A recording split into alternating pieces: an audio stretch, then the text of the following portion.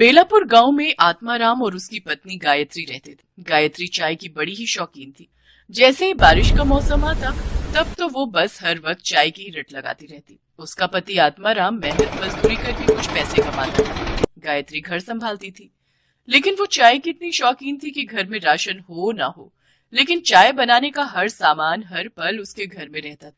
उसके पति को जब भी मजदूरी मिलती तो वो उसमें से राशन के साथ साथ अपनी चाय पत्ती और चीनी एडवांस में हिलाकर रख लेती। इतना सारा चाय बनाने का सामान फिर ले आई? अरे चाय की दुकान खोलने का इरादा है क्या? वाह मेरे पति देव, क्या आइडिया दिया है। ऐसा क्या कह दिया मैंने? वो तो तुम्हें सुबह ही पता चलेगा। गायत्री के पास एक पुराना टेबल था। अगले दिन सुबह उसने उस टेबल पर चाय की दुकान लगाने का फैसला किया। वो अपने उस टेबल को घर के बाहर ले आई और उस पर चाय बनाने का सामान रख दिया। मॉनसून का समय था, जिससे मौसम काफी सुहाना हो रखा था। चाय ले लो, सिर्फ 5 रुपए में चाय। आओ आओ, इस सुहाने मौसम में चाय का मजा लो। कुछ ही देर में उसके पास चाय पीने के लिए लोग आने लगे। ठंडी ठंडी हवा, मॉनसून का महीना, सुहाना मौसम और ऊपर से अदरक, इलायची, मसालों वाली चाय। बहन जी, एक कप मुझे भी देना।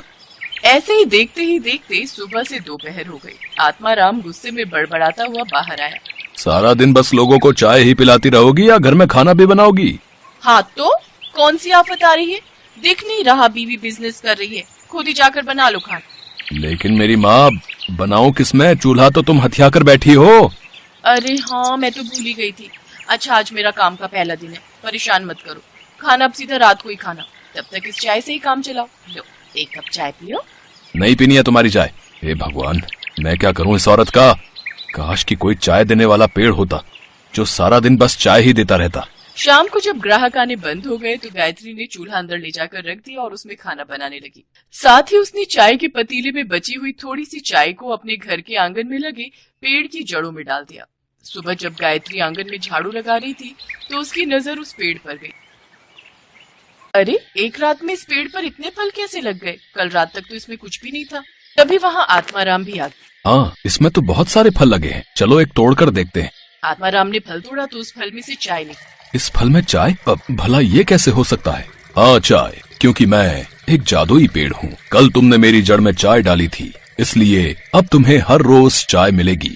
तुम जितनी चाहो उतनी चाय के फल मुझसे तोड़ सकते हो। वाह, ये तो बहुत ही अच्छा हुआ।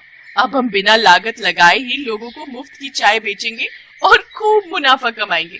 अच्छा सुनिए जी, ग्राहक आते ही होंगे, तुम जल्दी से इन फलों से चाय निकाल कर केटल में डालो ताकि मैं उन्हें बेच सकूं।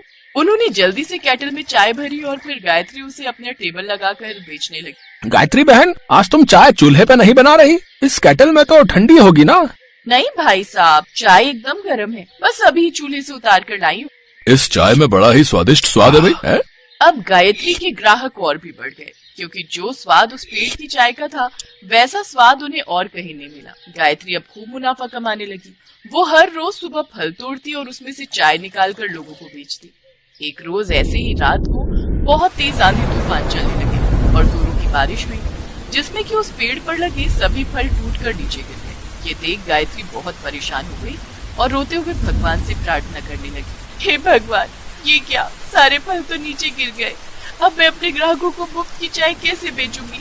सोचा था अब हमारे अच्छे दिन आएंगे, अब हम कुछ बचत कर पाएंगे, लेकिन लगता है हमें फिर से दिहाड़ी मजदूरी करके जीवन काटना होगा। इसके बाद गायत्री उदास होकर दरवाजे पर ही बैठ गई और उसकी वहीं आंख लग गई। लेकिन अगली सुबह जब उसकी आंख खुली तो उसने देखा कि वो पेड़ फिर से पूरी तरह चाय के फलों से भरा पड़ा है। ये चमत्कार देख गायत्री और आत्माराम बहुत खुश हुए। फिर बारिश के मौसम में भी गायत्री तिरपाल लगाकर चाय बेचने लगी। अब तो भरी बारिश में भी लोग उनके यहाँ चाय का स्वाद चखने जरूर आते। उन्हें उस पेड़ की चाय की लत जो लग गई थी। आत्माराम ने भी अब मजदूरी छोड़ दी और वो भी अब अपनी पत्नी का हाथ बटाने लगा। उन्हें अब बिना लागत के चाय बेचकर खूब मुनाफा होने लगा और अब उनकी गरीबी के दिन दूर होते गए। रुद्रपुर गांव में सुलोचना अपने बेटे प्रदीप के साथ रहती थी। सुलोचना का पति बिजली विभाग में काम करता था। एक रोज जब वो बिजली के खंभे पर चढ़कर तार ठीक कर रहा था तो करंट का जोर का झटका लगने की वजह से उसकी मौत हो गई। वो अपने पीछे 12 साल के मासूम प्रदीप और पत्नी सुलोचना को छोड़ गया। पति की मौत के बाद सुलोचना ने जैसे तैसे करके घर का गुजारा चलाया। देखते ही देखते कुछ साल बीत गए और अब प्रदीप 20 साल का हो गया। एक रोज उसका एक दोस्त शहर से वापस गांव आता है तो वो प्रदीप से कहता है, प्रदीप, अगर तू चाहे तो मैं तुझे अपने साथ शहर में काम पर लगा सकता हूँ। बोल, क्या बोलता है? चलेगा मेरे साथ? मुझे इस बारे में माँ से बात करनी पड़ेगी यार। शाम को प्रदीप अपनी माँ से इस बारे में बात करता है। नहीं बेटा, तू शहर मत जा। जो शहर जाता है फिर वो लौट कर गाँव नहीं आता। मैं और तू यहीं गाँव में रहकर कुछ काम कर लेंगे। शहर में न जाने तुझे किस हाल में रहना पड़े। माँ, तुम तो यूं ही बेकार चिंता करती हो। अगर मुझे वहाँ कोई परेशानी होगी तो मैं तुरंत गाँव वापस आ जाऊंगा। मेरा कहा तो तूने मानना नहीं। चल ठीक है, चला जाइयो शहर, लेकिन उससे पहले तू मेरे साथ मंदिर चलकर भगवान से आशीर्वाद लेना, उसके बाद ही शहर जाना। अगले दिन सुबह दोनों मंदिर जाते हैं। हे महादेव, आप ही हमारा सहारा है। मेरे बेटे को आशीर्वाद दो भगवान कि वो अपनी जिंदगी की शुरुआत अच्छे से कर सके।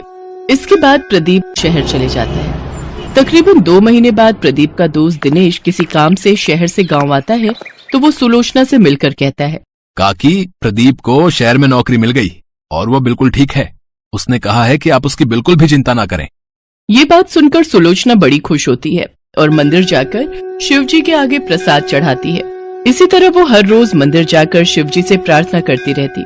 प्रदीप हर महीने अपनी माँ को खर्चे पानी के लिए रुपए भेजता रहता। ऐसे ही समय बीतता गया।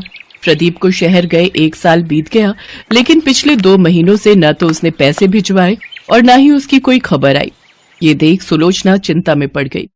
फिर एक दिन उसे गांव में दिनेश दिखाई दिया तो वो भागते हुए उसके पास गई और कहने लगी, अरे दिनेश, तू गांव कब आया और मेरा प्रदीप कैसा है? कई रोज हो गए उसकी कोई खबर ही नहीं आई। अब काकी, मैं आपसे मिलने ही आ रहा था। प्रदीप इन दिनों बहुत परेशान है। उसकी नौकरी चली गई है। फिर उसने खुद का काम शुरू करने की सोची, जिसके लिए उसने कर्ज उठाया, लेकिन अब कर्ज न चुका पाने की वजह से वो लोग उसे जाने नहीं दे रहे हैं। ये बात सुनकर सुलोचना के होश उड़ जाते हैं और वो दिनेश के साथ शहर चली जाती है। अरे माँ, तुम्हें यहाँ आने की क्या जरूरत थी? ये लोग तुम्हें भी पकड़ लेंगे। तू परेशान मत हो, मैंने कुछ पैसे बचा कर रखे हैं। इन लोगों को वो पैसे देकर कुछ दिन की मोहलत मांग लेंगे। फिर वो प्रदीप के साथ उस लाला के पास जाती है जिससे उसने पैसे उधार लिए थे। साहब, हमें कुछ दिनों की मोहलत और दे दीजिए। ये लड़का मेरा पैसा खाकर यहाँ से भागने की कोशिश कर रहा था और अब तू आई है यहाँ इसे ले जाने के लिए। पहले मेरे पैसे दे, तभी मैं इसे छोड़ूंगा। अभी तो मेरे पास ये कुछ पैसे ही हैं, आप इन्हें रख लीजिए। कुछ दिनों में मैं आपके सारे पैसे लौटा दूंगी। ठीक है, मैं तुम्हें 30 दिन की मोहलत देता हूँ। फिर वो दोनों मंदिर जाते हैं और परेशान होकर मंदिर के बाहर सीढ़ियों पर बैठे हुए होते हैं कि तभी उनके पास एक बुजुर्ग आदमी आता है और उनसे कहता है, क्या बात है, आप दोनों बड़े परेशान लग रहे हो।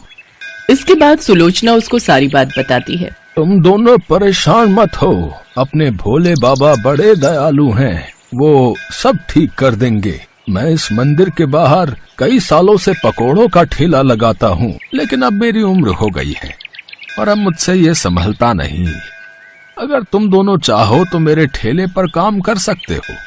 जो भी कमाई होगी उसमें से 3 हिस्से होंगे, जिसमें से 2 तुम्हारे और 1 मेरा। अच्छा, अब मैं चलता हूँ। फिर वो दोनों उस ठेले पर मन लगाकर काम करने लगे। सुलोचना के हाथ के पकौड़े सबको बहुत पसंद आए।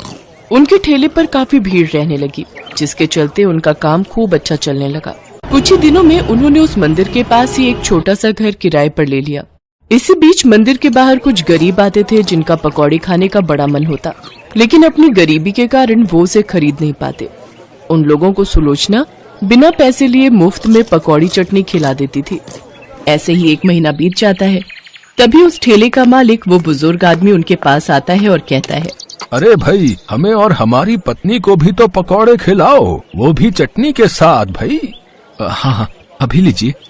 प्रदीप बुजुर्ग आदमी और महिला को पकौड़े और चटनी देता है, जिसे खाकर उस बुजुर्ग औरत ने कहा, अरे वाह, ये तो बहुत स्वादिष्ट है। तुम दोनों तो सचमुच बहुत ही लाजवाब पकौड़े और चटनी बनाते हो। बहुत बहुत शुक्रिया, आपके कारण ही आज हम शहर में रहकर इतनी अच्छी कमाई कर पा रहे हैं। शिव जी की कृपा से हमारा काम बहुत ही अच्छा चल रहा है। रुकिए, मैं अभी आपको आपका हिस्सा देती हूँ जिसे मैंने अलग करके रख लिया है। लेकिन हमें तो हमारा हिस्सा पहले ही मिल चुका है। लेकिन वो कैसे? तुम दोनों जो गरीबों को मुफ्त में पकौड़े चटनी खिलाते हो, असल में वही हमारा हिसाब है। बाबा, आपको बिना बताए हमने ऐसा किया, इसके लिए हमें माफ कर दीजिए। तुम हमेशा ऐसे ही जरूरतमंद गरीबों की मदद करते रहना। मैं समझूंगा कि मुझे मेरा हिस्सा मिल गया। तभी वो बुजुर्ग आदमी और औरत शिव पार्वती के रूप में प्रकट हो गए। मैं अपने सच्चे भक्तों का साथ कभी नहीं छोड़ता। तुम दोनों की मेहनत और ईमानदारी से मैं बहुत प्रसन्न हूँ। मेरा आशीर्वाद सदा तुम लोगों के साथ रहेगा। भोले बाबा, माता, आप दोनों के दर्शन पाकर तो हमारा जीवन धन्य हो गया। तुम दोनों जब भी किसी को मुसीबत में देखो तो उसकी सहायता जरूर करना। इतना कहते ही शिव पार्वती अंतर्ध्यान हो गए। उसके बाद से उन दोनों का काम बहुत अच्छा चलने लगा। उन्होंने लाला का सारा कर्जा भी लौटा दिया। साथ ही उन्होंने खुद की एक बड़ी सी पकौड़े और चटनी की दुकान खोल ली और एक बड़ा सा घर ले लिया। भगवान शिव पार्वती की कृपा से उनका जीवन खुश